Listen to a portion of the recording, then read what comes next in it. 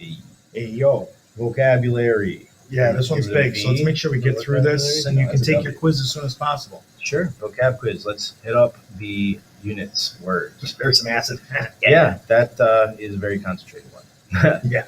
Anytime we say the word acidic, we're talking about a solution containing water that has a pH lower than 7. And this means to chemists that there's a higher concentration of H plus or hydrogen ions. Right.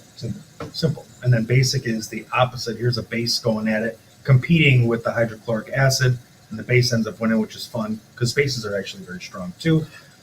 It's all a matter of concentration. That might have been a trick video. Might have been, but base is just a solution with a pH higher than 7 and an elevated concentration of the OH minus ions, which we call hydroxide. This whole unit is going to be more H pluses or more OH minuses. Which one? Who does it got it more? Alkaline. This is a special word that just means basic. Good. So when I say basic or alkaline, I mean any solution that has a pH above 7. There you go. They are synonymous. All right. Whoops. Picture. Top one's acid. So you see water, and then in the water I have H plus ions. That is really the definition. A compound that produces H plus ions as the only positive ion in solution. Sure. And acids only work when they've been added to water. Bases only work when they've been added to water. So same picture. Arrhenius base, and this time it's not producing H plus, it's producing OH negative or hydroxide as the only negative ion in solution. True. Those are textbook definitions. Very good. Hydronium ion. Ooh. So here, if I take this hydrogen ion, the H plus, add it onto water, I get the H3O plus ion. Mm-hmm. We will learn that they are synonymous. Right. H3O and H plus are the same thing. Those two things are the same thing. They go hand in hand. So if I say one, I can mean the other. If I mean one, I can say the other. There you go. They are synonymous. Mm-hmm. So the H plus 3 ion is what it means. It is synonymous with H plus, making the solution acidic if there's more of them. Hydroxide is a bit simpler. Water, well, there's a picture of the formation of a hydroxide ion from 2 water molecules. So water molecules are kind of funky because they can trade hydrogen atoms, or ions, so to speak. So if a hydrogen atom of one water molecule hops on to another water molecule, it's left the first one, it makes an H3O plus and an OH negative. So right. Well, this is why water is actually neutral. Really important. Because as one molecule does this to the OH, another molecule is making the H3 plus, right. And now I got equal concentrations. So let's erase that. So, but a hydroxide ion, which we showed the formation of there, at the same time as a hydronium formed, is an OH negative.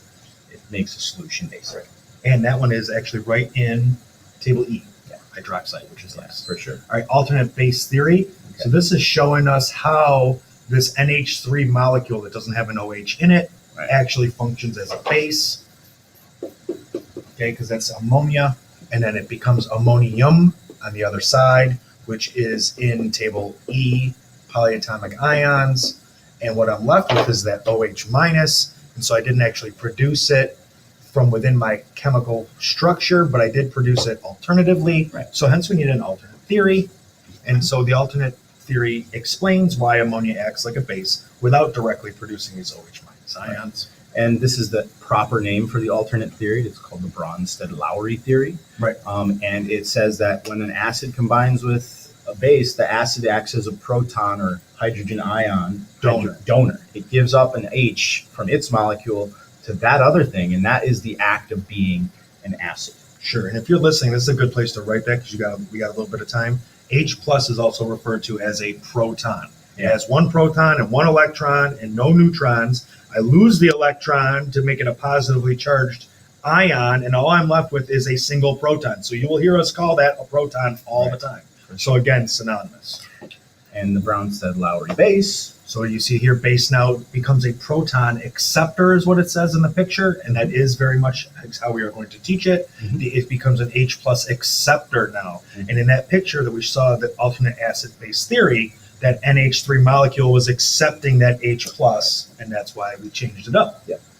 So enough of the alternate theory. Let's see what an electrolyte is. Well, it is any solute that dissociates, allowing it to conduct electricity in a solution. And the big deal is that acids and bases are electrolytes because when they go into the water, they dissociate their hydrogen ions and their hydroxide ions, making that water conduct electricity. Sure. So up until this point, it's been ionic solids that dissociate, and acids and bases are the only covalent compounds that actually do dissociate. So we're going to kind of look into that. So acid-base indicators now. The fun part. This is fun because look at all the pretty colors. The colors will change based on the pH of the substance. So it's any dye that will change color based on the pH. We have a table and a reference tables that we got to learn how to use and match them up. Yep.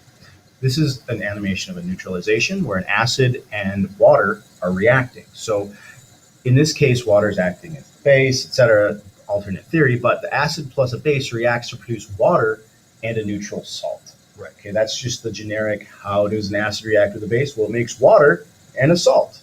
Right. Those are the two products. Salt, not NaCl all the time. We'll get to that next. pH chart. Here's the pH scale in the range.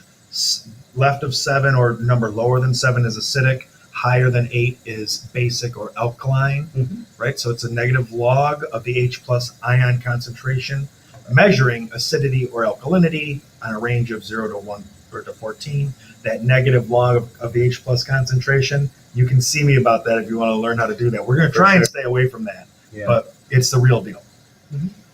One of my favorite activities is doing a titration. This is showing you basic technique, and it is basically using a neutralization reaction to find out the concentration of an acid or a base. We're going to use it to find out concentration of an acid that is not known. And we're knowing the volume of the acid, the volume of the base, and the concentration of the base. We know 3 to 4. Plug them in. Find out the unknown concentration. So that's a very useful technique in life. So here's a picture of a bunch of salts. These are basically just ionic solids. So salt is a name for any generic ionic solid. Table salt is specific to what we put on our French fries. Now, dissociate is meaning, well, in this picture, strong acids and strong bases dissociate completely when they hit the water. So they break apart into their ions.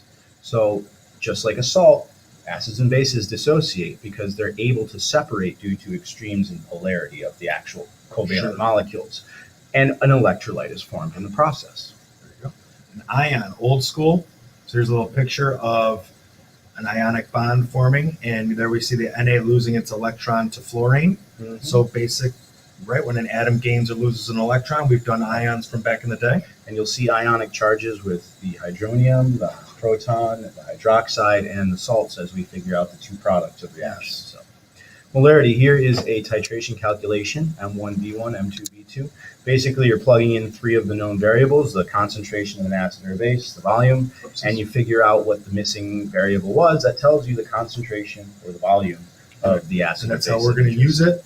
Of course, the definition from last unit remains the same. Because we're going to use molarity. And we're going to just put it to its test now. And then we've mentioned concentration a few times here. Yep. And here it is. But now this is acid-base concentration. Right. So now it's the number of H pluses or the number of OH minuses in a volume. And this concentration is related to molarity through the pH number. And you'll see it in a later video. That's where we're going to save that. Concentration, the amount of solute per solvent or solution.